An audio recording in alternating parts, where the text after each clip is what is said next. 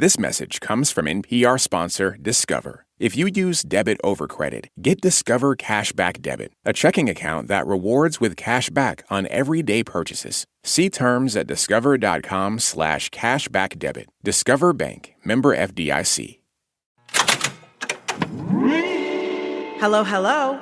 I'm Brittany Luce, and you're listening to It's Been a Minute from NPR, a show about what's going on in culture and why it doesn't happen by accident.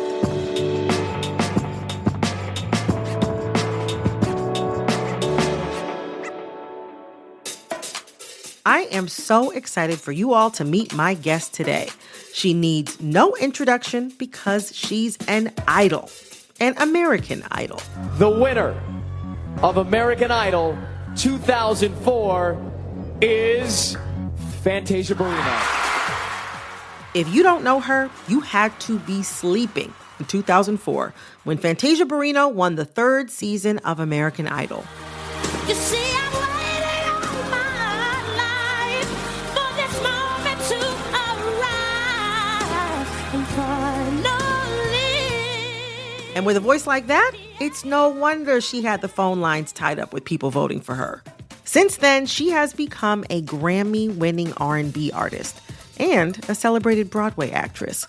At 23 years old, she made her Broadway debut in the musical The Color Purple. She played Celie, a poor Southern woman who triumphs over a life of abuse and finds inner peace.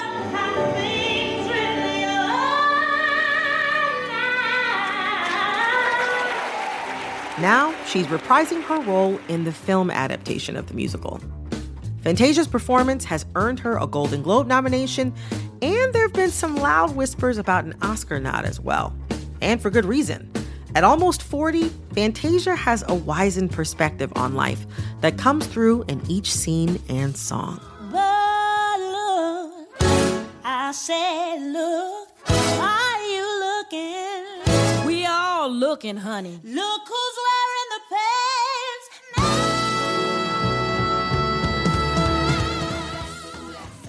Fantasia joined us remotely from Los Angeles to talk about the lessons she's learning from putting on Miss Celie's pants one more time 15 years later. Miss Fantasia, welcome to It's Been a Minute. Thank you for having me. Thank you. It is my pleasure. To start off, I just got to say, my mom saw you on the Tom Joyner cruise like 15 years ago, Yes. singing like 2 a.m., and you did this move that some might say has become your moonwalk, your signature move. You kicked off your shoes, and that blew her mind. She was like, we were there. She kicked off her shoes, and she was singing. And this is like a memory that has stuck with her forever. So everybody knows that when Fantasia kicks off her shoes, she's about to get into her good singing. Listen, that is not even a signature thing for me. Miss Patti LaBelle started that thing off. You know, now me in church, growing up in church, the shoes coming off was like a thing. Like, you take your shoes off, take off your pumps, and no thing, it's no problem. But then I'll never forget when I did Idol, and people wasn't quite voting for me at the time. Mm-hmm. And they were saying, like, she's not quite an idol because she's a young mother because she dropped out of school. And I was hearing those things, so I strategically picked Summertime. Because the part, hush, little baby, don't you cry.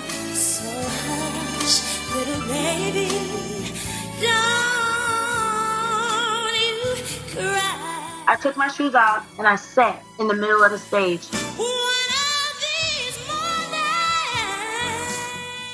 That was the safest place for me because I knew if I could get grounded and if I could just let them see who I was, stripped down from what they're used to seeing, stripped down from what Hollywood is supposed to look like, I needed them to see me. So when I come out my shoes at my show, that's the soul singer in me saying, okay, we about to go to a place where it ain't perfect, it ain't glamorous. It's soul singing, it's real, it's raw. I'm glad that you brought up some of the soul singers that have come before you because I see you kind of as a bridge between generations of R&B singers. At this point, you kind of the go-to girl for the tributes to legends like Tina Turner and Patti LaBelle. Whenever somebody needs to evoke the soul-stirring sound of, one of our legends, they turned to you. I mean, you were asked to sing at the homegoing service for the Queen of Soul herself, Miss Aretha Franklin. Said he can brighten up your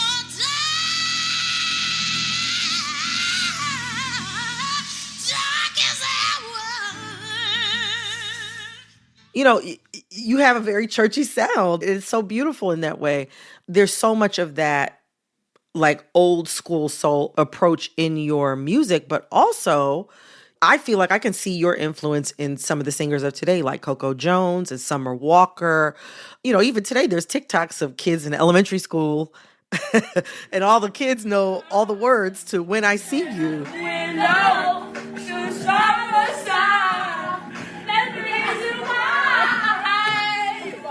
I mean, do you see yourself in your catalog as a bridge between those different generations? Being honest, I don't think about that type of stuff. Mm-hmm. People around me may say it, and I'm like, okay. And maybe that's good that I don't, because it keeps me humble. And knowing that anything that I do, even down to this movie, is all my Father helping me through it all. Yeah. Just so that, you don't get too into your own image in that way, just so you can keep humble doing what you're doing. Yes. And I wanted to continue to be fun, because there was a time in my life when I was still with the record label and everything took over. Like, we got to get the album to number one, and everything was number one. How can we be best this, best that, best this? And it was almost like God had to sit me down and he stripped me away from everything. Okay. And I had to sit down and realize, wait, you're getting caught up on all the things that don't matter. This is not why he allowed doors to open for you. See, when I was a little girl, I started loving music at the age of 5.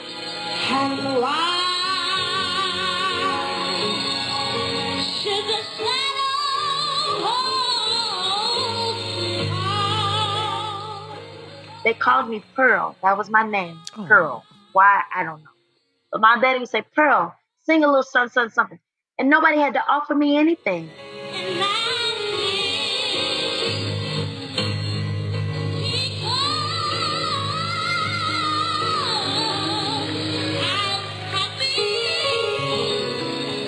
I just loved to sing. Back then, I remember the street ministry, when people would go out and set up their keyboards and the drums, and they would sing for the homeless and sing for people. And that's what I got to stay focused on. Because if you get caught up on the other things, it becomes miserable. The win is, like you said, little kids still playing When I See You on TikTok. My favorite basketball team playing it before they get ready to play. Women, white, black, young, old, all nationalities saying, I want to thank you for sharing this, for sharing that, for this song, for I Feel Beautiful, for I Believe, for Free Yourself, for, and that is the best number one gift I could have, right? I want to touch on that. Like you say, you touched a lot of people with your story, and they're coming up to you still all the time. Even when you were first back on American Idol, 2004, you really stood out to me as a viewer, and I believe you also stood out to the rest of America because you really had such a strong blend of honesty and talent and charisma. I'm feeling it right now. Zion is my little girl. She's 2 years old. Say hello. Hello. Say watch out there now. That really endeared you to American audiences, especially Black audiences. We're always claiming Miss Tasia May, but you shared so much personally about your experience as a teen mother and previous struggles with literacy. You've inspired a lot of people, and you see it this way now. But I wonder, did you have a sense at that time that your personal story was always going to be so closely tied to your career? How did that feel to be 19 years old with that kind of attention on, all these aspects of your private life? No, I didn't. Here's the thing you got to understand. I'm from High Point, North Carolina. This was my first time being in front of cameras. I've always been honest. You ask me a question, I answer. And my grandmother used to always say your testimony is something that you share. You go through a test for a testimony because your testimony will help somebody else. And so I didn't see it as a thing or a problem. At first, the people from Idol who really did want to see me win would pull me to the side and say, maybe you shouldn't talk about this as much, or maybe we should change the narrative about da da da da da, because they wanted to see me go far. It was mainly me talking about being a young mother, talking about my daughter, talking about my school situation, me dropping out in ninth grade. The word idol, I guess they want you to be perfection. If a preacher is up teaching, he can't touch a lot of people if he hasn't experienced some of those things that he's teaching about. So for me, it's like, well, how can I bless people without sharing my story? That is a part of who I am. That is a part of my soul singing. You ask why I do certain things with my vocal, why I do certain things with songs, why I do certain things in my live show. That is because of what I've been through. I mean, and that's the thing people are responding to. Soon after you won American Idol, you released a memoir called Life is Not a Fairy Tale, which was then turned into a Lifetime movie that you also starred in with Viola Davis playing your mother. A classic, a Lifetime classic. Playing yourself in your biopic and playing Celie in The Color Purple are your only film acting roles. Is that right? Yeah. Yes. Okay, first of all, that's incredible. Okay, that's incredible. But, I know playing yourself and playing Celie are quite different experiences, but is there anything that you learned from the experience of playing you that helped you when you stepped onto the film set for The Color Purple? Oh, no, The Color Purple was totally different. Like, playing me, I'm just going back into things that happened to me. That wasn't so hard for me. Celie, that was different. Totally different. I'm stepping into someone else's life, allowing my body to be a vessel for her to live through me. And the things that she went through and endured were heavy. And it also tapped a little bit into my childhood, which was heavier. And I didn't like it at first, especially on Broadway. The first time you played Celie was in The Color Purple musical on Broadway, and you first took that role at 23, tender age of 23. Yeah. And you recently described that job to the New York Times as a punishing experience. I mean, you said in multiple interviews lately that you really hated playing that role on Broadway. It was like you couldn't separate your own traumas from Celie's traumas. Talk to me more about that, because I mean, even like the press at the time also drew similarities between your life and Celie's life. Both Black Southern girls from not the biggest towns, and you both survived sexual assault and had children at a young age. Like, how has it felt to be compared to Celie then and now as you're playing this role? Back then, I hated it. Back then, I couldn't stand it. I felt it was, I was like, are y'all trying to call me ugly? Are you saying that I'm da-da-da-da-da? I hated it. But now, it's different. I'm grown. I'm a grown woman. Next year this year, Jesus, I'll be 40. But I'm excited for 40 because I'm sitting in the pocket. It's a very sweet spot. I'm married. I'm running my own business. I'm back in college at Central State, where they gave me classes for business. I just got my sommelier certificate for wine, and I have my own wine coming out. I'm sitting in a sweet spot. So now my relationship with Celie is totally different. When I see her on billboards, oh my God, I'm about to tear up, but that's okay. When I see her on billboards, I get so excited. Look at her. Look at how beautiful she is. Look at all the she went through. But she stood the test of time, and she made it out pure as gold. She's a class act. She's elegant. Oh my God, she's the definition of forgiveness. So I'm walking in a sweet spot, and I'm going to represent her so well. I'm so glad I did not run from it this time. I seen her in a different light this time. I on set like, yo, Celie is really the ish. Like, she's really that girl. And so now I'm like, yes, I want to interview about her. Yes, I want to talk about her. I loved every piece of clothing that she wore. I loved how she wrapped her hair. I loved her posture. And this time around, like, I loved everything about Celie. And I read that Celie's hair, which like I was talking to our producer, Corey Antonio, we were preparing to talk to you. And I was talking about the plaits, the braids that we see Whoopi Goldberg as Celie wear in the original movie. Those have become iconic. Yeah. I got braids in right now. I know when I take them out in a few weeks, the first thing I do when I take out my braids, I put in my little Celie plaits. And that's what I call them. I call them my Celie plaits. And I was reading when you were first in the Broadway version, you didn't want to wear your hair like that in just the simple braids. But this time you felt differently about it. Oh, yeah. Like, I mean, and I know it's a character, but her hair, the wigs that they gave Celie, all you guys saw was the braids, but when they took it loose, it was just so beautiful and full and so natural. And I would beg them, like, please let Celie just wake up one morning and let them see her beautiful glory. Take the braids out, let them see it. And they would laugh about it and be like, they want it braided. But I loved everything about her. You know, it's interesting to hear you say that because you've also talked about how taxing it was to shoot this film. You know, you said on some days you would leave the set in tears. What was bringing you to tears when playing Celie this time? It's blood work. We're tapping back into our ancestors. We also were on land that still has slave homes. Mm-hmm. So we're tapping and feeling things that you guys can't see while you're watching the movie, but we're on the sets and we feel it. We will have side conversations. The theater that me and Taraji was in when she took Celie to the movie, when she takes Celie, that theater said so much.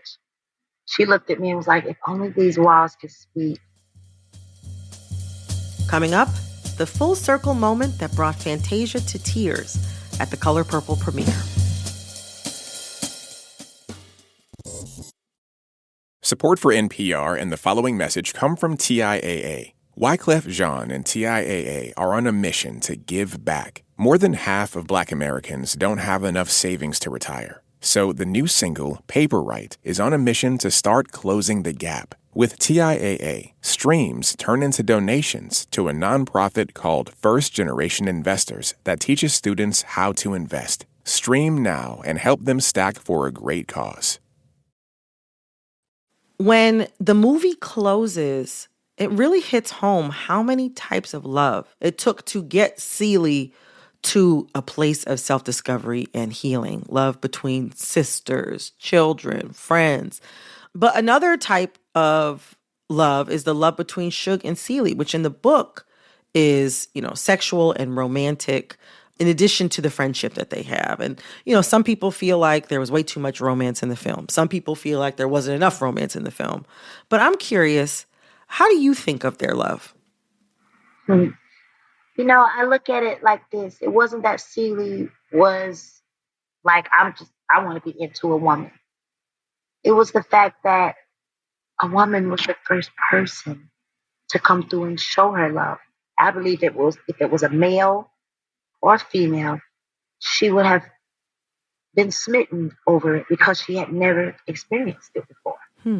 Suge comes in and she's bringing a lot of things into my world that feel brand new and fresh and free and kind. And Celie had never experienced that.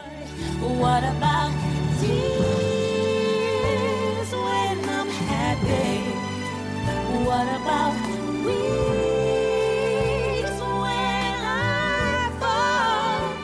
So of course she's going to fall in love. Of course she's going to want her to be close.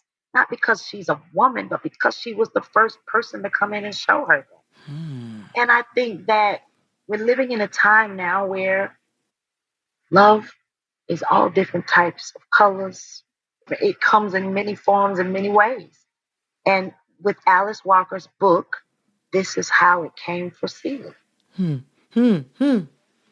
It's so interesting. I mean, the way you described that is something that even now I, as a grown woman, very much understand. I have been with my husband for 8.5 years, and I had like boyfriends and dated people before then, but it was very different to have, and which is not to say that I didn't have love from friends and family and all of that, but to have somebody really look at me like top to tail, like head to feet, and Yeah. the whole of me, and be like, oh yeah, this is great. I love this. You don't want to let that go. You don't want to let like, it go. Yes. It's an all-encompassing experience. Yeah. My producer, Corey Antonio, is home for the holidays. And when your name was brought up, because everybody's talking about you, not because of the movie, somebody said, our girl has grown up. And I think that there's this sense, especially among that age group of Black Americans who came to know you through your time on American Idol, of like deep pride in you. And, not just everything you've accomplished, but everything you've fought through over these years. You really feel like, the girl next door, all grown up for a lot of people. And I'm wondering, do you feel that? Yeah. I've grown up, and I've had some angels that God has placed in my life to help me get there. I would never forget a premiere in Charlotte, North Carolina. To go back home and sit and watch it with my hometown folks, and to walk in the movie theater, I had my son to the left of me and my daughter to the right, who's 22 now. My son is 12. But my daughter, Zion, there was a time when things got rocky, and she was like, I just wanted you here. And I was like thinking, well, I was trying to pave the way and build a legacy and make sure she had everything I didn't have. And I was young, trying to figure this thing called motherhood out. And so when she said that to me, it broke my heart. I'm thinking, dang, hey, I failed. I was trying to do all this for her, da da da. Long story short, she looks at me in the theater and she says, Mommy. And I said, yes, baby. She's like, I get it. Thank you. I'm not mad at you, Mommy. Everything you did, you were doing for us. Thank you. And that was, I guess, something through Celie. Allow her to see it. And that was all I ever wanted to hear. Girl, I just bawled in the theater. Me and her just hugged each other and we just cried. And I just kept saying, thank you, Lord. That's all I wanted to hear was her say, job well done, Mommy, because I wanted something different for her. I wasn't going to be the young mom to have somebody else raising her and I'm in and out of the clubs. And I was there with her. She was with me in the trenches. And for her to say that, I felt like, go ahead, Tasia. Girl, you did that. You did that. You didn't give up. You didn't give in. You fell a lot of times along the way. You got a lot of scars and a lot of marks. But you got up and you didn't let that stop you. And I feel like I'm just climbing this beautiful mountain. And I'm going at a pace that is very slow so that I can enjoy it and experience it. My story will never change. I will always tell everybody it's me and God. Yeah.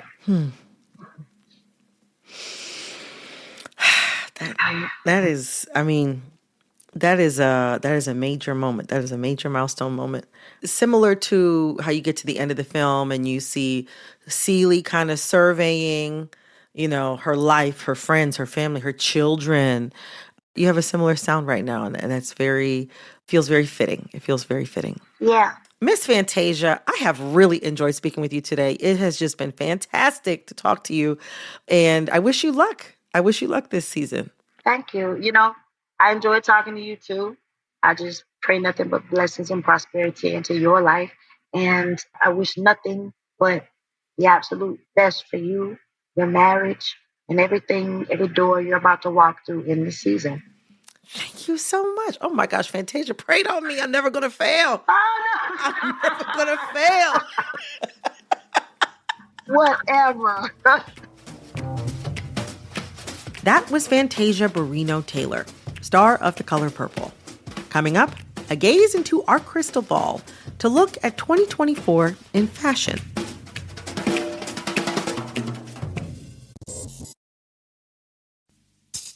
I've said this before, but I believe there are two things you can look at if you want to understand the world around you: food and fashion. And to my next guest, 2023's endless cycle of online fashion trends like ballet core, quiet luxury, eclectic grandpa, are a huge indicator of what's to come this year. Personal style. If you're thinking about what you like, you can participate in trends or moments in fashion or culture without necessarily feeling like you're just on this constant treadmill of like, okay, what's the next thing? What's the next thing? That is Rachel Tashjian, fashion writer at The Washington Post. She's watched trends come and go from designers to celebrities to influencers. And while personal style is trending, it isn't cultivated through keywords and hashtags. It's a journey.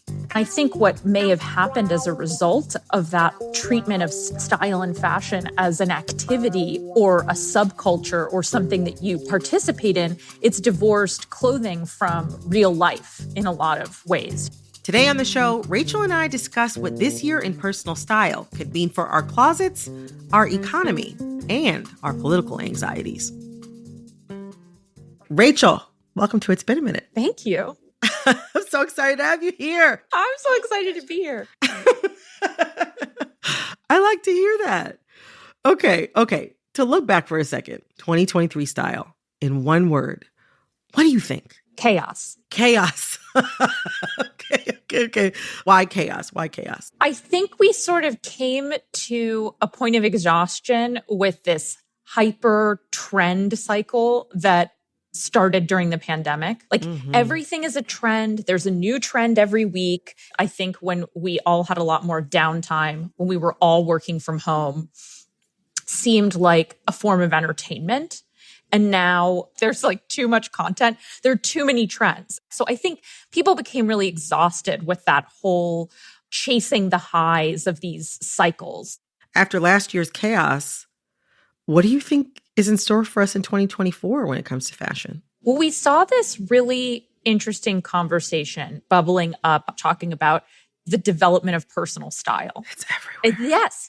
I mean, it's funny because it's everywhere. You don't want to say it's a trend because it's positioning itself as anti-trend, right? Mm-hmm. But in a way, that has become sort of the dominating conversation in fashion. Yeah, I mean, you've hit the nail on the head. Every time I open up any social media app, I feel like I'm being inundated constantly with personal style content.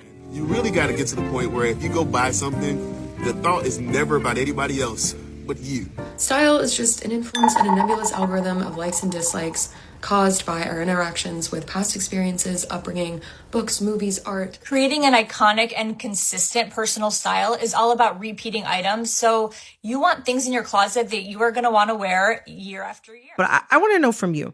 You're somebody who, for your job, you think a lot about personal style. How would you define personal style? I would say that personal style is at the intersection of two things: comfort and confidence. I think that's when you can feel the most relaxed in your clothes, but also excited about what you're wearing. One of the things that's been interesting to me in watching this whole conversation about personal style is that because it's become such a conversation, I worry, and I think other people worry about this too, other fashion writers and observers, is like, it's intimidating, right? Like, oh my gosh, now I have to like go on this whole journey to figure out who I am and then buy a bunch of clothes to reflect that. But I think about personal style as something like cheese, right? Like sometimes the block of classic orange cheddar is like really great on your cheese and nut display. But then there's also the option to like, I'm going to go to the specialty grocery store and I'm going to hunt out the sheep's milk cheese that was made in a cave by monks and was aged 18 months or something. Like, you don't have to do the French monk version of personal style. I think there are definitely people for whom style is like a pursuit and a lifestyle, but there are people who are just happy with a simpler crudité option. Also, I could see like even in one's own life, it's like some days you're going to have a craft singles day. Yeah. And some days you're going to be like that Irish cloth bound cheddar or something like that. That makes a lot of sense. It reminds me of this TikTok that I saw recently. They were talking about how one of the trend archetypes that passed through this past year was eclectic grandpa. And this person noted that in order to be an eclectic grandpa, you're already getting at two things just in the title. One, age. It takes time. It took time for this eclectic grandpa to develop his style, but also eclectic. It took experience and trying things out and traveling or meeting people or just, enjoying your life to figure out what you like. Mm-hmm. And the reason why they have great personal style is because they are living really interesting lives. I think someone, for example, who has like amazing personal style is the writer Hilton Als. And you only ever see Hilton wearing this one coat with this enormous brown fur collar. And it's the simplest coat, but it says so much about who this person is and the kinds of reading that he's done and the kinds of gossiping that he does and like how he wants to appear to the world. I mean, you can just from this one coat, it says so much more than a whole wardrobe that, someone else might have. And I think the reason why that coat conveys so much is because Hilton is such a fascinating person who's so well read and has seen like every movie in the world and has this like encyclopedic knowledge of film costume and also of visual art. If you want to be an eclectic grandpa, as you were saying, you have to live an eclectic life.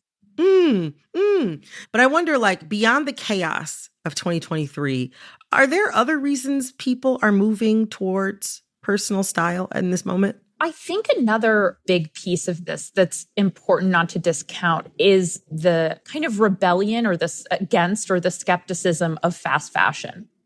And that this is a really great answer to the ethical ambivalence that we're feeling about shopping in fast fashion.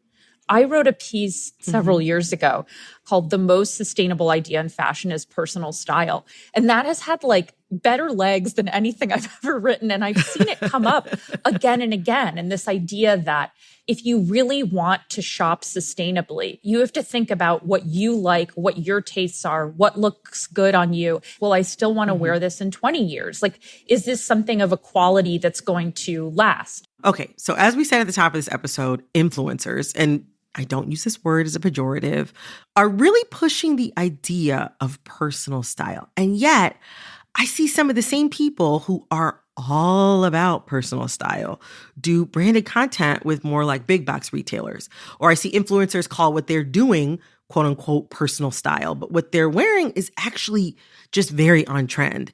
And I have doubts they'll be wearing those pieces, 5 or 10 years from now. So it makes me wonder, is personal style just being used as a marketing tool? I mean, it's funny to think about authentic branded content. I think that, if the way that you make your living is to strategize around telling brands that what you have to say is relevant to what they need, then I can understand why that would happen, I guess. Yeah. I guess what I'm trying to say is like anything that is trendy, an influencer is going to talk about in some kind of brand partnership. It reminds me of a conversation that our producer Corey Antonio had with fashion critic and content creator Ryan Finn. And she said, we are completely divorced from authentic subcultural fashion, like in this moment. People can kind of like use keywords that they learned from social media to kind of like put together a punk look or put together a fairy look or what have you. You don't necessarily have to be in the world or be of that subculture. And that kind of seems to be feeding these cycles of micro trends that we've all seen the past few years. Well, you have to wonder if what's replaced authentic subcultures is fashion itself as a kind of subculture where people are thinking almost like fashion designers or stylists, like that kind of cycling through of different kind of personalities or different style archetypes. That's how a fashion designer thinks, right? Like Eddie Slimane or Miuccia Prada or Jonathan Anderson, they're thinking like, okay, I'm going to take a little bit of this 1980s sort of corporate suiting and I'm going to mix that with this very 1950s conservative thing. And it is about kind of creating and accessing those archetypes. And And I think what may have happened as a result of that sort of treatment of style and fashion as an activity or a subculture or something that you participate in, it's divorced clothing from real life in a lot of ways. That's such an interesting answer. That fashion is the subculture. But to stay on this idea of subculture versus mainstream culture, when I was younger, I felt like there was like some harmony or consistency between kind of like celebrities, magazines, and what we saw on the street. Like Juicy Couture suits. Everyone had a Juicy Couture suit. Like, it was a good time. I had one. There were really good knockoffs that people used to get. There were certain types of styles that seemed to kind of permeate every level of the culture. But sometimes I just don't feel like that exists anymore. Like, sometimes I feel like there's this disconnect between celebrities and their stylists sort of aiming for these editorial looks or extremely kind of safe old Hollywood glamour kind of looks. And then there's influencers. Some might be dressing to fit a certain archetype, or maybe also like getting a lot of hauls or a lot of free clothing from various brands, and they're trying to incorporate that into their wardrobe. And then you have like your everyday consumer.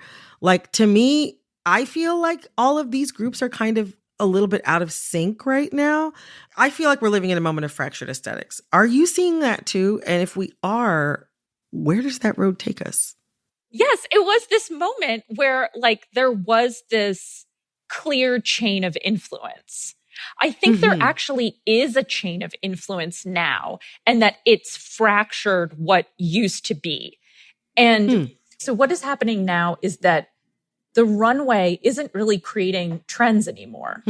I think that there's one designer who still creates trends, and that is Miuccia Prada. We've seen the mini skirt. We've seen, the exposed abdomens. That's like true. She's actually created things that have trickled down to all different parts of culture. But that sort of cerulean belt in The Devil Wears Prada, right, that was chosen for you by the people in this room. It's not how it works anymore. I think that celebrity stylists are the ones who hold the power to create real trends. I mean, I don't think that a fashion designer has created a trend on the scale of like Beyonce and the sequin cowboy hats. Or think about the sequin bodysuit that she was wearing with the hands, which was made by Jonathan Anderson for Loewe and debuted on the runway, I believe, 1.5 years ago. And it had a sort of cult following in fashion, but it wasn't until Beyonce wore it for the Renaissance tour that it became this incredible phenomenon. Even though we've been talking about personal style, there have been a lot of fashion forecasts of, what might be trending this year. And people are predicting that we're going to see a lot of conservative fashion. Chanel tweed suits, long slim skirts. You talked about Prada's 2024 spring collection, and I looked at it, and there's like no skin to see, which isn't always a Prada thing.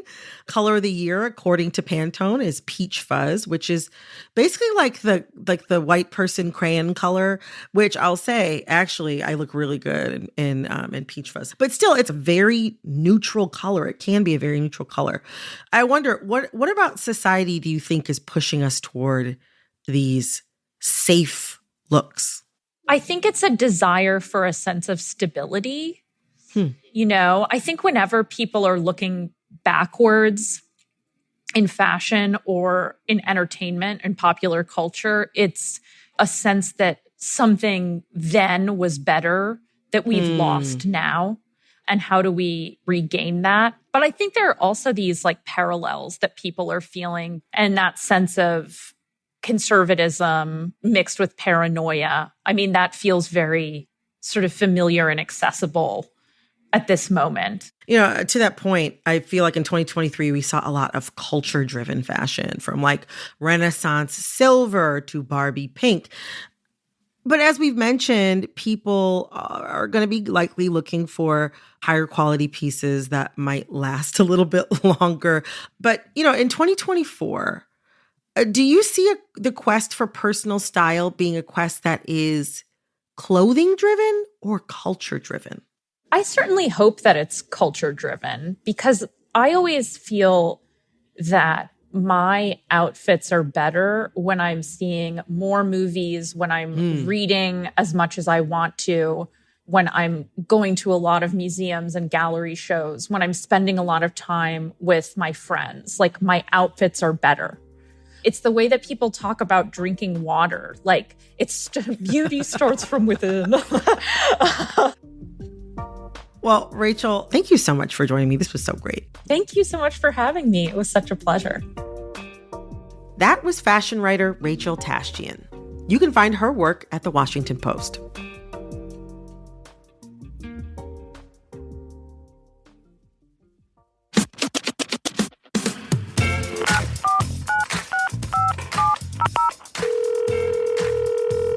Hey, Brittany. Hey, Brittany. Hey, Brittany. Hey, Brittany. My name is Simone, and I have a question for you. So I don't know much about this, but I've been hearing a lot about chaos surrounding this Stanley Cup. What is it? Like, what's the deal? Why are people so obsessed with it? Tell me more, Brittany. I need answers. Thank you. Simone, thank you so much for calling in with this question. This has been on my mind. So first of all, I am from the Detroit area, which is also known as Hockey Town, colloquially. And I own a Brendan Shanahan jersey from the Red Wings. I also have a photo of myself wearing a Shanahan jersey with the Stanley Cup. So when I think about the Stanley Cup, even as a non-sports girl, that's where my mind goes initially. Now, to complicate that a little bit, I also am a Stanley Cup owner. I didn't know that I was a Stanley Cup owner really for a while because my husband just randomly bought me one at Target like 4 or 5 years ago because it was pink and I like pink. And he was like, oh, she'll like this. This is cute. And it actually kept my water cold for a long time. And that worked for me. Cut to Christmas 2023. Oh my gosh. The girls are going wild. Everybody is like fighting each other. I'm seeing a lot of people who don't just like want one cup or maybe like a second one for the car or something like that. I'm seeing people with every single shade of the rainbow and beyond of Stanley Cup. Stanley Cup walls in their homes. They're making accessories for the Stanley Cup. I also think that this is really indicative of where our culture is at right now. We're in a place right now where it's like, we can't just have like one good product and be like, you know what, I'm going to buy this because I like to drink a lot of beverages. And this is a cute little cup that's going to hold my little beverages. It's like there has to be some sort of mini boomlet and like adjacent businesses. There's got to be all of these side hustles where people are trying to do their Amazon storefront to sell you Stanley Cup accessories. Let's stop. Let's just stop. I don't know if y'all remember, but my mother at some point won, I think, a raffle for a Princess Diana Beanie Baby, okay? Back in like 1998 or something like that. People were selling Princess Diana Beanie Babies for like thousands of dollars because they were so rare. I just think of some of these people with these Stanley Cup balls and I'm like, sister, come 2026, how are we going to feel about that? What are you going to do with all them cups? Who are you going to sell them to? So I don't know. Let's just think about it. Like, I think it's nice to have a little something that you like and that your friends like, and we all want to feel like we belong.